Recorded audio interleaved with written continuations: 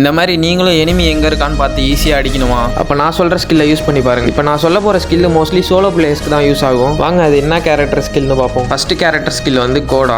அந்த கோடா character skill என்ன பண்ணுன்னா எனிமி நம்ம எங்கெங்கே இருக்கான்னு சொல்லிட்டு பார்க்க யூஸ் ஆகும். அது மட்டும் இல்லாமல் 15% வரையும் மூவ்மெண்ட் ஸ்பீடு தரும். அடுத்த கேரக்டர் ஸ்கில் என்னன்னு பார்த்தீங்கன்னா மிஷா தான். இந்த கேரக்டர் ஸ்கில் நீங்கள் காரில் போக்குள்ள எனிமிகிட்ட இருந்து அடி வாங்காமல் தப்பிக்க யூஸ் ஆகும். நெக்ஸ்ட் கேரக்டர் ஸ்கில் வந்து இபி கேரக்டர். இந்த கேரக்டர் ஸ்கில் பவர் என்னன்னா 8% டேமேஜ் கம்மியாக போகும் எனிமி உங்களை ஷூட் பண்ணக்குள்ள. லாஸ்ட் கேரக்டர் ஸ்கில் வந்து ஃபோர்டு தான். இந்த கேரக்டர் ஸ்கில் வந்து நீங்கள் எனிமி கிட்ட இல்லைனா ஜோனில் டேமேஜ் வாங்கினா 3 செகண்டில் 30 HP இன்ஸ்டன்ட் ஆகி தரும். சோலோவை பொறுத்தவரையும் எப்பயுமே ஓப்பனில் ஃபைட் எடுக்காதீங்க. எப்போ எவன் வந்து நம்மளை அடிப்பான்னு கண்டிப்பாக தெரியாது. அதனால் எப்பயுமே ஒரு கார் எடுத்து சுற்றிட்டு இருங்க. எனிமி அவனாச்சும் ஓப்பனில் மாட்டினா முடிஞ்ச வரையும் கார் விட்டு ஏற்றி சாவடிக்கும். சோலோவில் சீக்கிரமாகவே அலைய குறைஞ்சிரும் நம்ம ஸ்குவாடை கம்பேர் பண்ணக்குள்ள. அதனால் நீங்கள் கார் எடுத்து சுற்றிட்டு இருந்தாலே போதும், நீங்கள் லாஸ்ட் ஜோன் வரையும் வந்துடலாம். இங்கே பார்த்தீங்கன்னா லாஸ்ட்டாக ஒரு எனிமி தான் இருப்பான். அவனுமே நம்மளை எது கேரக்டர் ஸ்கில்லாம் போட்டு அடிக்க ட்ரை பண்ணுறான். நம்மளுமே க்ளோவால் போட்டு தப்பிச்சிருப்போம்.